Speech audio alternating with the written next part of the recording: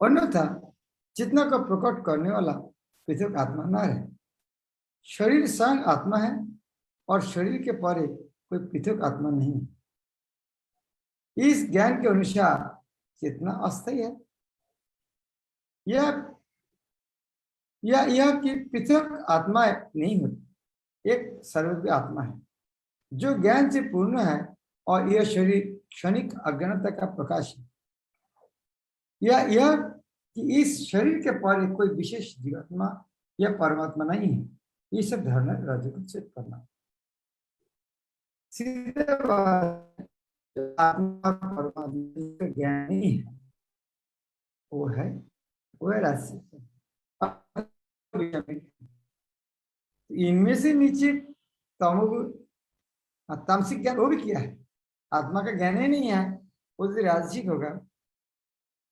तो फिर तामसिक ज्ञान और किसको कहा जाएगा? जब तू कृष्णवाद एकस्मिन कार्य सत्यम अहेतुकम अतत्व अर्थवाद अल्पम च तत्तामसम उदाहरण। अतत्व अर्थवाद वास्तविकता के ज्ञान से रहित, अतत्व को अर्थ बतलाते हैं, अतत्व को अर्थ समझते हैं, अर्थात वास्तविक ज्ञान से रहित। और वह ज्ञान जिसमें मनुष्य किसी एक प्रकार के कार्य को जो अति तुच्छ है सब कुछ मानकर सत्य को जाने बिना उसमें लिप्त होता है, तामसिक कहा जाता है। सामान्य मनुष्य का ज्ञान सदैव तामसी होता है। सामान्य व्यक्ति जो काम करते हैं क्योंकि प्रत्येक बद्ध जीव तमोगुण में ही उत्पन्न होता है। जो व्यक्ति प्रमाणों से या शास्त्रीय आदेशों के माध्यम से ज्ञान अर्जित नहीं करता, उसका ज्ञान शरीर तक ही सीमित रहता है। उसे शास्त्र के आदेश अनुसार कार्य करने की चिंता नहीं, उसके लिए धन ही ईश्वर है और ज्ञान का अर्थ शारीरिक आवश्यकता की पुष्टि। इस तरह आदमी तामसिक ज्ञान का आदमी क्या सोचता है, तो उसके लिए धन ही भगवान है और ज्ञान का अर्थ है शारीरिक आवश्यकता की पुष्टि। जो शारीरिक पुष्टि कर सकते वो है शक्ति ज्ञान। कोई बात लेक्चर में कहता है आजकल जो परिवार को पाल सकते उसको ज्यादा ज्ञानी बुद्धि। मेरे पास एक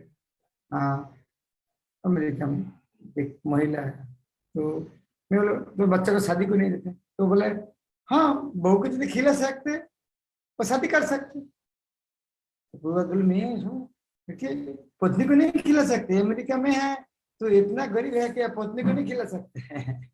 तो अभी जो परिवार को पाल सकते वो व्यक्ति को सबसे बुद्धिमान कहा जाता है। हाँ उनका परिवार को खाना खिलाते हैं। हाँ तामसिक हुई, उसके लिए धन ही ईश्वर है और ज्ञान का होता शारीरिक आवश्यकता पुष्टि। ऐसे ज्ञान का परम सत्य से कोई संबंध नहीं है। वह बहुत कुछ साधारण पशु के ज्ञान यथा खाने सोने रक्षा करने तथा मैथुन करने का ज्ञान देखते हैं। आहार निद्रा भय मैथुन ये पशु का, ऐसे ज्ञान को यह पर तमोगुण से उत्पन्न बताया गया है। दूसरे शब्द में यह तीन गुण को संक्षिप्त में बताया। सात्विक गुण कौन है? इस शरीर से परे आत्मा संबंधी ज्ञान का सात्विक है।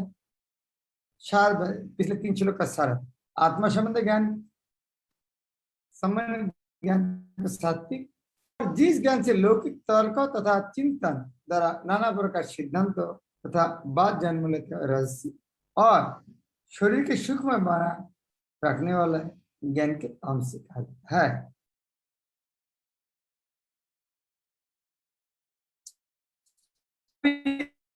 कर्म भी 3 प्रकार के। सात्विक कर्म क्या है? नियतम संग रहितम और आग देश तो कृतम नियतम संगरहितम और आगो दिशतो कृतम। राग देश रहित और राग आदेश, ना राग ना देश, अर्थात राग देश रहित, नियतम संगरहितम और आगो दिशतो कृतम। अफल प्रेक्षुना कर्म जब तक सत्विकम उच्चते। जो कर्म नियमित है, रेगुलेटेड एक्टिविटी, और जो आसक्ति राग या देश से रहित कर्मफल की चाह के बिना किया जाता है, वह सात्विक का है। विभिन्न आश्रमों तथा समाज के वर्णन के आधार पर शास्त्र में संस्कृत वृत्ति पर कर्म जो अनासक्त भाव से अथवा स्वामित्व के आधारों के बिना प्रेम घृणा भाव रहित परमात्मा प्रसन्न करने के लिए आसक्ति या अधिकार की भावना के बिना कृष्ण भावना में किया जाता है, वो सात्विक है। सात्विक कर्म क्या है? फिर विभिन्न वर्ण आश्रम के अनुसार आधार पर शास्त्र में जो वर्ण है वो अनुसार जो कर्म है उनका वृत्ति अनुसार, और उसके साथ साथ अनासक्त भाव से, अनासक्त भाव का अर्थ है अनार्शिक समित्व भाव से, और उसके साथ प्रेम घृणा कोई भाव नहीं है, और परमात्मा को प्रसन्न करना, ये इसको सात्विक करना है।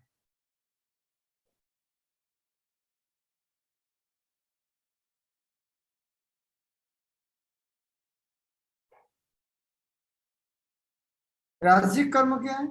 जब तू कामे सुना कर्म स अहंकार अहंकार के साथ स अहंकार क्रियते बहुलाशम तत् राजस्यम उदाजित। लेकिन जो कार्य अपनी इच्छा पूर्ति के निमित्त, पहले तो सात्विक है, खुद की इच्छा नहीं, भगवान की इच्छा नहीं, लेकिन जो कार्य अपनी इच्छा पूर्ति के निमित्त प्रयास पूर्वक एवं मिथ्या अहंकार के भाव से, यहाँ मिथ्या अहंकार भाव वहां मिथ्या अहंकार भाव किया जाता है, और राजसिक है। और तामसिक क्या है? तामसिक अनुबंधम क्षय हिंसा अनपेक्ष पौरुषम महत महत आरंभति महत आरभ्यते कर्म जब तक तमसम।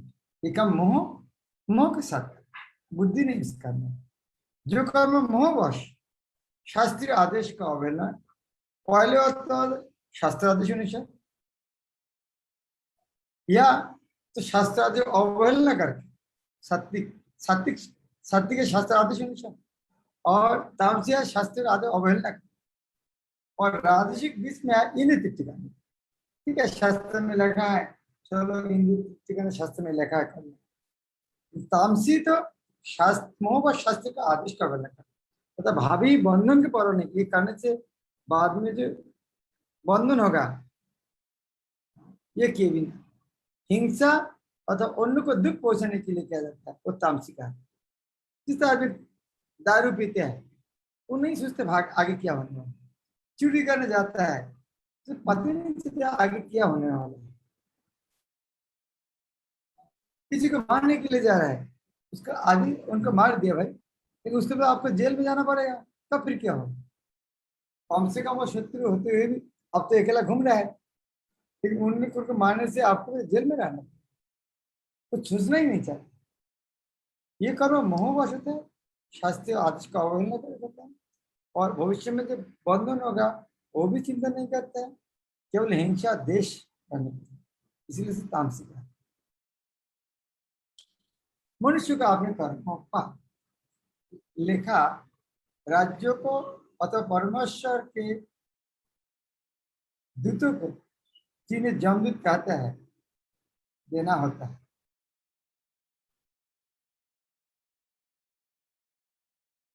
मनुष्य को अपने कर्मों का लेखा राज्यों को अथवा परमेश्वर के दूतों को कहता है, उत्तरदायित्व कर्मों विनाशकारी है, क्योंकि इससे शास्त्रीय आदेशों का विनाश होता है। या यह प्रिय यह प्राय हिंसा पर आधारित होता है और अन्य जीवों के लिए दुखदायी होता है। उत्तरदायित्व से हीन ऐसे कर्म अपने निजी अनुभव के आधार पर किया जाता है या मोह का हालत ऐसे समस्त मोहग्रस्त कर्म तमोगुण के फलस्वरूप होता है। अभी ज्ञान हो गया, कर्म हो गया, कर्ता किया क्या पहले सात्विक कर्म मुक्त संग अनंगवादी धृति उच्छ्वास समन्वित सिद्धि असिद्ध निर्विकार कर्ता सात्विक उच्च। तो कर्म और कर्ता लागू है सात्विक कर्म जो करते सात्विक करते हैं। फिर भी अच्छा वर्णन दे जो व्यक्ति भौतिक गुणों के संसर्ग के बिना अहंकार रहित संकल्प उत्सव अपना कर्म करता है और सफलता अथवा असफलता में अविचलित रहता है वह सात्विक कर्ता कहलाता है। अर्थात एक बात है जो सात्विक कर्म जो करते हैं वो सात्विक करता है लेकिन यह भी सुंदर इसको कोई बातें और विस्तारित जो व्यक्ति भौतिक गुणों के संसर्ग के बिना अहंकार रहित संकल्प तथा उत्साहपूर्वक अपने कर्म करता है और सफलता अथवा असफलता में अविचलित रहता है और सात्विक कर्ता है। कृष्ण भावनामय व्यक्ति सदैव प्रकृति के गुणों से अतीत होता है उसे अपने को सौंपे गए कर्मों के परिणाम की कोई आकांक्षा नहीं है क्योंकि वह मिथ्या अहंकार तथा घमंड से परे होता है। फिर भी कार्य के पूर्ण होने तक वह सदैव उत्साह से पूर्ण रहता है उसे होने वाले कष्ट कोई चिंता नहीं रहती वह सदैव उत्साहपूर्ण रहता है वह सफलता या विफलता की परवाह नहीं करता और सुख दुख से संभव रहता है ऐसे करता है सात्विक। राजसिक कर्ता कौन है? रागी। रागी अर्थात बहुत आसक्ति अनुराग रागी अर्थात क्रोधी नहीं है रागी अर्थात अनुराग जिसके ज्यादा है अत्यधिक आसक्ति होता है रागी। रागी कर्म फलोपेक्षु लुब्ध हिंसा आत्मक अशुचि हर्ष निदा करता राजस्व जो कर्ता कर्म तथा कर्म फल के प्रति आसक्त होता फल को भोग करना चाहता है तथा जो लोभी सदैव ईर्ष्यालु अपवित्र और सुख दुख से अविचलित होने वाला है वह राजसी कहा जाता है। मनुष्य सदैव किसी कार्य के प्रति या फल के प्रति इसीलिए अत्यधिक आसक्त रहता है क्योंकि वह भौतिक पदार्थ घर बार पत्नी तथा पुत्रों के प्रति अत्यधिक अनुरक्त होता है। ऐसे व्यक्ति जीवन में ऊपर उठने की आकांक्षा नहीं वह इस संसार को यथासंभव आरामदेह बनाने में ही व्यस्त रहता है। सामान्यतः वह अत्यंत लोभी होता है और सोचता है कि उसके द्वारा प्राप्त की गई प्रत्येक वस्तु स्थायी है और कभी नष्ट नहीं होती। ऐसे व्यक्ति अन्य से ईर्ष्या करता है और इंद्रिय तृप्ति के लिए कोई भी अनुचित कार्य कर सकता है। अतएव ऐसा व्यक्ति अपवित्र होता है और वह इसकी चिंता नहीं करता कि इसकी कमाई शुद्ध है या अशुद्ध चिंता नहीं करता शुद्ध का अशुद्ध। यदि उसका कार्य सफल हो जाता है तो वह अत्यधिक प्रसन्न और असफल होता है तो अत्यधिक दुखी होता है। रजनी भी करता ऐसे ही होता है। तामसिक कर्ता कौन है? प्राकृत स्तब्ध शठ निष्कृतिक अलस निष्कृति अर्थात अन्य को अपमान करने पटु एक्सपर्ट विषादी दीर्घ शक्ति करता तामसिक। तामसिक कर्ता का बहुत अच्छा वर्णन जो कर्ता सदा शास्त्रों के आदेश के विरुद्ध कार्य करता होता है वो पहले हम सुना है तामसिक कर्म कौन है? शास्त्र के विरुद्ध। तो इसीलिए कोई बात यहाँ अयुक्त अर्थात शास्त्र का आदेश न मानने वाले जो कर्ता आदेश का विरुद्ध कार्य करता रहता है जो भौतिकतावादी हठी कपटी तथा अन्य को अपमान करने में पटु है तथा जो आलसी सदैव खिन्न तथा काम करने में दीर्घचित्त है वह तमोगुणी कहलाता है। तात्पर्य शास्त्रीय आदेश से हमें पता चलता है कि हमें कौन सा काम करना चाहिए और कौन सा नहीं करना चाहिए। जो लोग शास्त्र का आदेश को अवहेलना करके अकरणीय कार्य करते हैं प्राय भौतिकवादी होते हैं। वे प्रकृति के गुण के अनुसार कार्य करते हैं, शास्त्र के आदेश के अनुसार नहीं। ऐसे करता भद्र नहीं होता और सामान्यतः सदैव कपटी धूर्त अन्य को अपमान करने वाले होते हैं। कोई अत्यंत आलसी होते हैं, काम होते हुए भी उसे ठीक से नहीं करते और बाद में करने के लिए उसे एक तरफ रख देते, अतः खिन्न रहते। जो काम 1 घंटा में हो सकता है उसे तो वर्ष तक घसीटते रहते हैं और दीर्घशक्ति होती है। ऐसे करता तमोगुण। मेरा लग रहा है बहुत कुछ हमारे साथ मिला है लास्ट वाला कर्ता के साथ। तमोगुण में क्या क्या होना चाहिए, तो ये लास्ट श्लोक समझना थोड़ा इजी हो गया लग रहा है। बहुत कुछ मिला हमारे साथ। यहाँ तक जपमाला भी रख देते हैं, चलो रात में कर लेते हैं, अभी क्या जरूरी है। सुबह सुबह करना पड़ेगा, क्या है महाप्रभु का है या विधि नहीं है, कोई विधि नहीं करना क्या जरूरत है। तो तामसिक करते हैं हमें समझ से बहुत पॉइंट कॉमन में आ गया हमारे। हरे कृष्ण। ओके, किसी की माता जी कुछ बताना। हरे कृष्ण महाराज जी, धन्यवाद करना। थैंक यू वेरी मच महाराज जी, बहुत अच्छे से एक्सप्लेन करके आप बता रहे। और पढ़ने के बाद प्रभु जी शिला प्रभुपाद जी के प्रति काफी ज्यादा ग्रेटफुलनेस लग रही। पर हाँ, इतना है कि उसको कर नहीं पा रही, वो मेरा वीक पॉइंट है। बाकी तो हालांकि सारा क्लियर बता दिया शिला प्रभुपाद जी ने हमको क्या क्या करना चाहिए। तो महाराज जी मेरे 3 प्रश्न है। अभी हमने सब सात्विक गुणों के बारे में सुना है और 19 श्लोक में लिखा है कि सतोगुण में भी मनुष्य बद्ध रहता है। तो ये समझ में नहीं आता बद्ध किस तरह से रहता है। सतोगुणी मनुष्य, सतोगुण में मनुष्य बद्ध रहता है। ये तो हम सुनो ना, सत्य रज तम तीनों पूर्व में उदाहरण देना। तमगुण के बाद ना लोहास का चेन से, रजगुण कौन सा सिल्वर नहीं, और सत्वगुण सोना से। तो बाद में है। इस तरह पूर्वाध सत्वगुण का क्या आत्मा है, लेकिन आत्मा एक दिन परमात्मा बन जाएगा, वो सत्वगुण है। लेकिन ये ज्ञान तो बदना नहीं है क्या? आत्मा की परमात्मा बनना चाहते हैं, भगवान बनना चाहते हैं, वो तो बद्ध है। आत्मा के बारे में ज्ञान, जिस तरह अब भागवत में हिरण्यकशिपु उनका भाभी को जो ज्ञान दे रहा है, क्या नाम उनका नाम, शिवजोग्य का हिरण्यक्ष की पत्नी को ज्ञान दे रहे थे। तो पता है ये शरीर कितना ज्ञान दे रहा है। शरीर आत्मा ज्ञान तो सात्विक ज्ञान ही होता है। तो ये ज्ञान भी उनका था, सात्विक में भी तामसिक में ज्ञान था, वो ओशिर बन गया। इसीलिए जब तक भगवान का सेवा तक ये ज्ञान नहीं पहुंचता है तब तक बंधन में खाना। जिस तरह हम में सुनो ना, तो सात्विक ज्ञान क्या क्या करता है, मैं सुखी हूँ, मैं ज्ञानी हूँ। इस तरह तुम्हारा और कुछ करना नहीं है, भक्ति करना क्या जरूरत है, मैं तो सुखी हूँ और भक्ति करना क्या जरूरत है। उस तरह सूक्ष्म की बात लिया है, आगे नहीं जाना भक्ति करने। आत्म साक्षात्कार के ज्ञान में तक नहीं पहुंचता जब तक। प्रश्न ये महाराज जी 20वें श्लोक में, उसमें सात्विक व्यक्ति के बारे में बताया कि हर जीव को परमात्मा रूप में देखते हैं।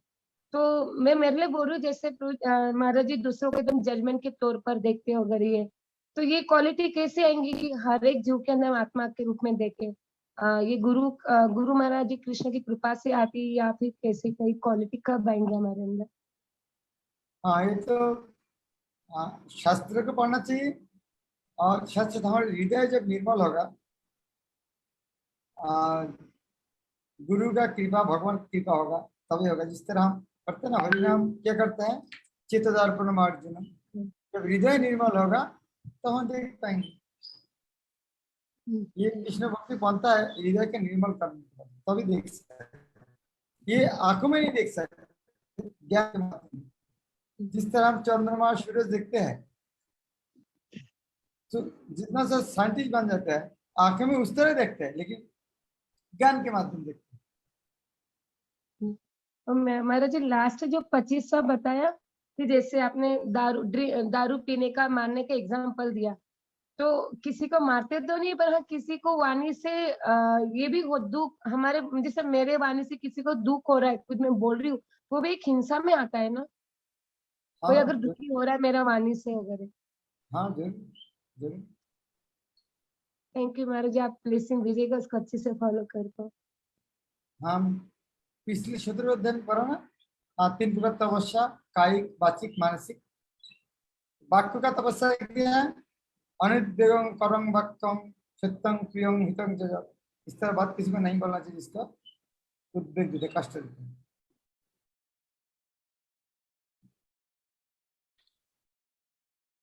मुकुंद मेरे को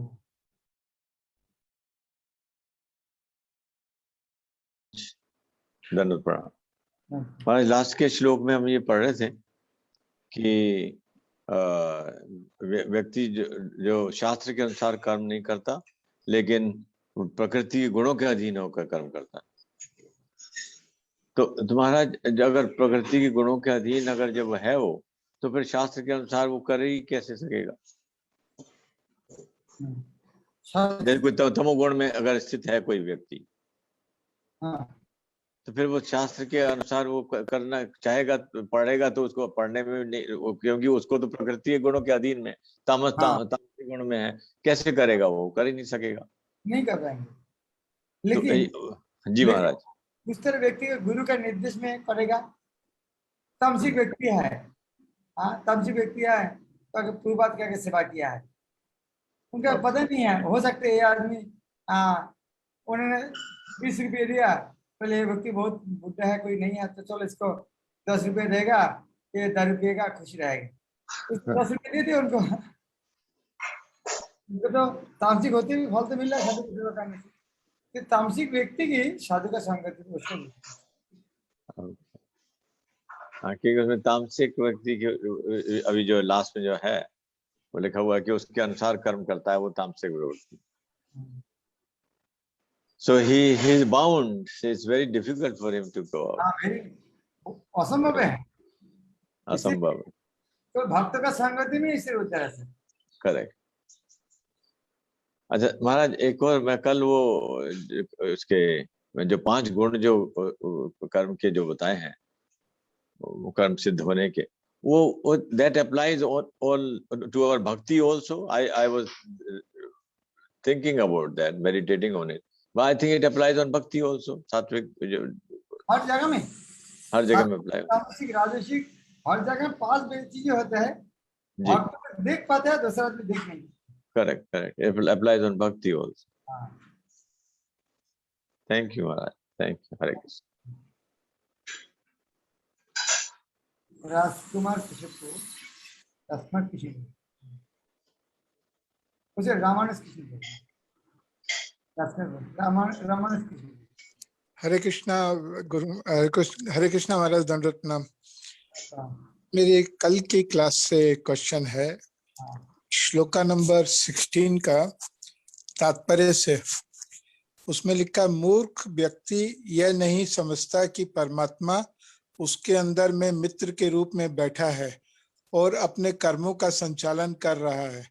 यद्यपि स्थान, कर्ता, चेष्टा और इंद्रियां भौतिक कारण है, इसमें कर्ता तो आत्मा होती है, तो उसको भौतिक कारण कैसे बताया गया महाराज? कल मेरा भी पढ़ने के टाइम प्रश्न आया था।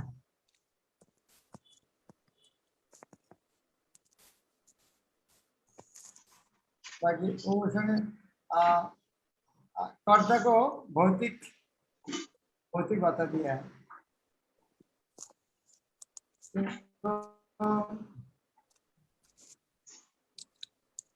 मेरा तो लग रहा है यहाँ पर कल भी मेरा नजर में आया था, उस चीज में मेरा भी समझ में नहीं आया था।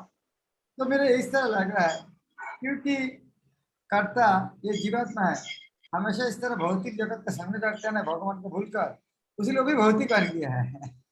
उस तरह सेंस में लेना चाहिए, क्योंकि कर्ता तो भौतिक नहीं, आपको पसंद से कर्ता भौतिक नहीं है जीवात्मा, लेकिन जीवात परमात्मा को यह पता ना कि परमात्मा को भूल गया है, उसके साथ है कि भगवान का भूलकर भौतिक जगत का संग किया है, इसीलिए उसको खुद को भी भौतिक जगत, अर्थात मान लीजिए एक लोहा है, वो सोने का आकृष्ट होना चाहिए, लोहा के इतना कीचड़ से कवर लिया, अभी वो यदि भी वो लोहा है लेकिन इतना मिट्टी से कवर है, वो तुम आकृष्ट नहीं हो तो मिट्टी बन गई एक बार, यदि भी उसके अंदर लोहा है मिट्टी की तरह काम करता है।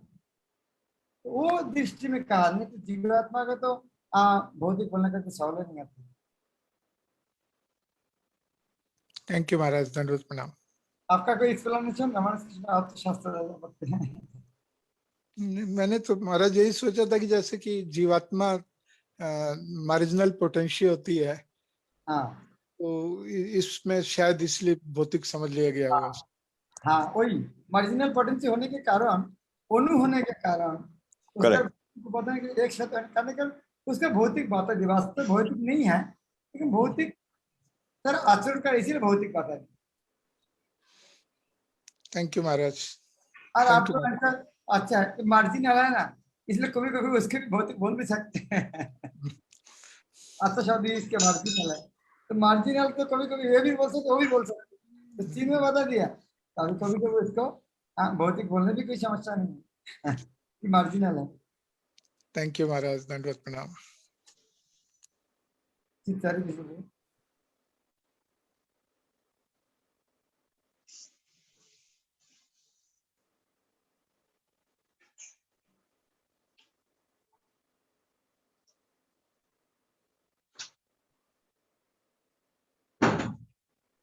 किस तरीके से बोले?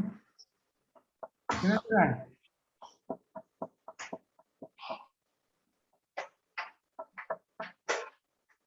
अब तो अनम्यूट हो गया, क्यों नहीं बोल रहा है? सुनाई नहीं दे रहा है? हरे कृष्ण, दंडवत प्रणाम महाराज। ओके, बेशु बोले। मेरा आवाज आ रही है? हाँ रे। थोड़ा मेरा ये जानना था, संध्याकालीन जो टाइम है उसमें उस टाइम पे कुछ कार्य वर्जित किया हुआ है शास्त्र में या मरने, तो मैं सुना था ऐसा। तो संध्याकालीन टाइम में जो स्वाध्याय जो वर्जित है वो कौन सा स्वाध्याय के बारे में कह रहे हैं मतलब? क्या वर्जित है? जैसे संध्याकालीन जो टाइम है उस टाइम पे कुछ कार्य वर्जित है, जैसे कि स्वाध्याय पढ़ना, तो वो जो पढ़ना है क्या पढ़ने के बारे में वर्जित किया हुआ है जानना था, शास्त्र या भौतिक। संध्या के समय स्वाध्याय करना वर्जित कहाँ लगा है? संध्याकालीन मत 5 चीज वर्जित है ऐसा। ठीक है, यदि वर्जित कोई लिखा है समझना चाहिए, क्योंकि संध्या टाइम अशुभ होता है, इसलिए शुभ कर्म करना चाहिए। यदि वो स्वाध्याय कृष्ण भक्ति करने के लिए बना तो वो तो करना ही चाहिए, लेकिन वो स्वाध्याय कोई दूसरे काम में तो उसको वर्जित है, लेकिन भक्ति करने के लिए तो माना तो है नहीं। हाँ, यही जानना था मुझे। भक्ति करने के लिए शुभ अशुभ मुहूर्त तो हर समय शुभ मुहूर्त करना चाहिए, अशुभ तो ज्यादा करना चाहिए क्योंकि वो तो अशुभ मुहूर्त है। हाँ, हरे कृष्ण, थैंक यू। चित्तौरी को और एक बार ट्राई कर देख सकते हैं, आप अनम्यूट कर सकते हैं लास्ट। ओके, आप अनम्यूट नहीं हो रहे, ओके। हरे कृष्ण, श्री प्रभुपाद की भगवत हरे कृष्ण महाराज, दंडवत प्रणाम।